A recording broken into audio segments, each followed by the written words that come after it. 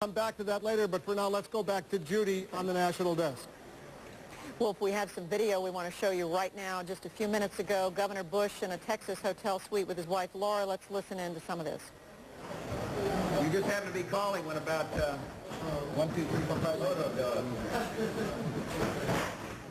Careful. Photo dog. Y'all are a lot little harder. Be careful.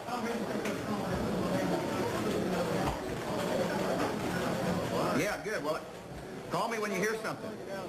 Thanks. That was the governor of Pennsylvania. Well, he's not conceding anything, and I'm not either in the state of Pennsylvania. Nor are we conceding anything in Florida. I know you've had all these projections that you've been reading about, but the people are actually counting the votes. 200 people are, Rooney, you need to...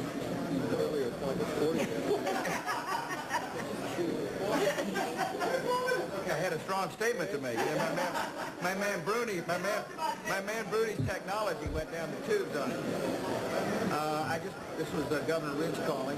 This happened to be calling when y'all came up, and he doesn't believe the projections. He believes there's more of the votes still outstanding. We've got heavy turnouts in what he calls the T of Pennsylvania. We're getting the same report out of Florida as well. The networks called this thing awfully early, but the people actually counting the votes are coming from a different perspective. And so, pretty darn upbeat about it. It is going to be a late night, I will tell you this. Television cameras allowed into the hotel suite there in Austin, Texas, where Governor George W. Bush watching returns with his father, former President George Bush, his mother Barbara, his wife Laura, and others in the room. And what we heard was Governor Bush on the phone with Pennsylvania Governor Tom Ridge, who is saying he doesn't believe that Pennsylvania has gone for Gore, as CNN and other news organizations have called that state. He also said he's not ready to concede Florida and its 25 electoral votes. And frankly, if Jeff and Bernie and Bill, if Governor Bush is correct, that would make a huge difference. We're talking about 48 very important electoral votes that he's not conceding. That's right. Those two states, Pennsylvania and Florida, both have Republican governors, one of whom is his brother, and I think he is still counting on those Republican governors.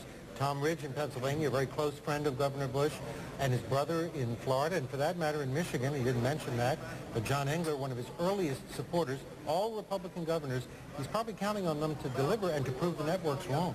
Yes, and Governor Ridge apparently telling Governor Bush that in the T of Pennsylvania, there's still lots of votes out. I did hear, just quickly, Governor Bush, when he talked to reporters mid-afternoon, he said his parents were, in his words, nervous about tonight. He said, I feel confident, but they're nervous.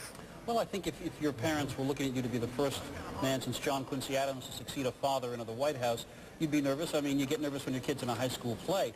But I think in fairness, look, these projections are not infallible. There are times when the networks have to eat a hearty portion of crow. It happened to Senator Bob Smith in New Hampshire in 1996. The networks called it for his opponent, had to bring it back.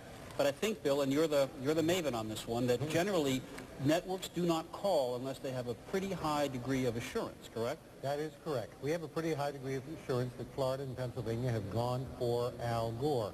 Bernie mentioned a second ago the T of Pennsylvania. That may be a little mysterious, but that's the largely rural area of Pennsylvania in between the Philadelphia area and the Pittsburgh area. People in Pennsylvania, you must be spent a lot of time there. They called that the T because it's sort of a T-shaped area. Very, very rural and usually heavily Republican. That's why Governor Bush says he's relying on the T, that rural Republican area, to deliver.